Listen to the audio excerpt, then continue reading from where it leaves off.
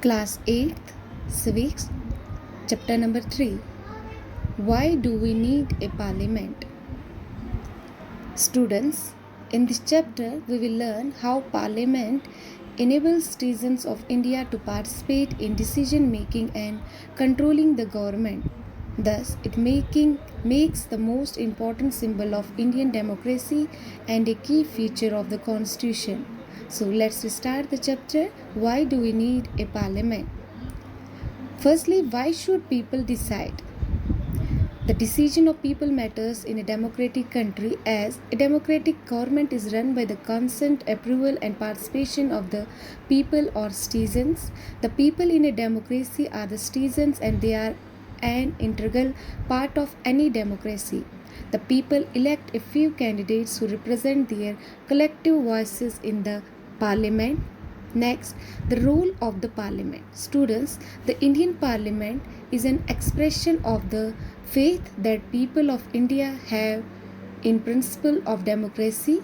The parliament in the Indian system has immense power, as it is the representative of the people. Firstly, election to the parliament are held in a similar manner as they are for the state legislature. The Lok Sabha is elected once every 5 years. Now, next topic is functions of parliament. Students, India has numerous constituencies. Each of these constituencies elects one person to the parliament. The candidates who contest elections usually belong to different political parties. These candidates become members of parliament or MPs. Once election to the parliament have taken place, the parliament needs to perform the following functions. First, to select the national government. Parliament of India consists of the President, the Rajya Sabha, the Lok Sabha. After the Lok Sabha election, a list is prepared showing how many MPs belong to each political party. First, there are 543 elected members in Lok Sabha. For a political party to form the government, they must have a majority of elected MPs. A majority party should have at least half of the member, for example 272 members or more.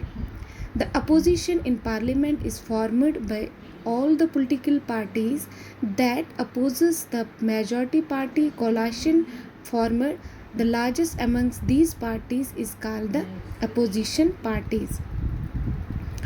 One of the most important functions of the Lok Sabha is to select the executive. The executive is a group of persons who works together to implement the laws made by parliament, for which we use the term government. The Prime Minister of India is the leader of the ruling party in the Lok Sabha.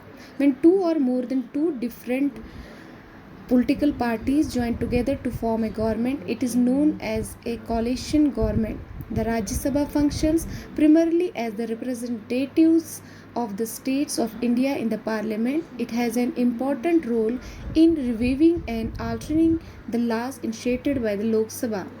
The Rajya Sabha can also initiate legislation. A bill is required to pass through the Rajya Sabha in order to become a law. The members of the Rajya Sabha are elected by the elected members of the legislative assemblies of various states. There are 233 elected members plus 2 members nominated by the President. Next topic is to control, guide, and inform the government.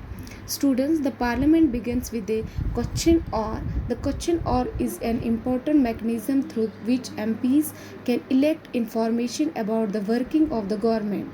By asking questions, the government is altered to its shortcomings. The government also comes to know the opinion of the people through their representatives in the parliaments. In all matters dealing with financials, the parliament's approval is crucial for the government. So next topic is law making. Students, law making is a significant function of parliament. So this law making you will learn about it in the next chapter. So next topic is who are the people in parliament. Students, parliament now has more and more people from different backgrounds. There has also been an increase in political participation from the Dalits and backward classes. Some seats are reserved in parliament for SCs and STs. Similarly, there is a reservation of seats for women. So students, this is your today's chapter. Why do we need